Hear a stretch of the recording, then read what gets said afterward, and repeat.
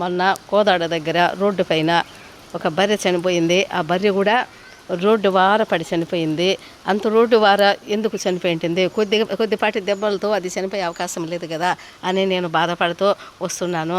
మా చిన్నోడు చెప్పాడు, లేదమ్మా అది రోడ్డుకు మధ్యలో ఆ చెట్లు ఉంటాయి చూడు, ఆ సైడ్లో పడిపోయింది. ఎందుకంటే దాన్ని ఎడుచుకొచ్చి రోడ్డు వారు వేశారు. ఎందుకంటే దాని రక్తపు మరకలు మనకు అక్కడక్కడ డాట్స్ లాగా మనకు కనిపిస్తున్నాయి. అది వార చనిపోయింది కాదు, మధ్యలో చనిపోయింది అని చెప్పినాడు. అంత పెద్ద జీవి కూడా చనిపోయిందంటే పెద్ద లారీనో ఏదో కొట్టేసి ఉంటుంది. చాలా బాధ అనిపిస్తుంది. ఆ నోరు లేని ప్రాణాలు రోడ్లలో చనిపోవడం చాలా బాధ అనిపిస్తుంది.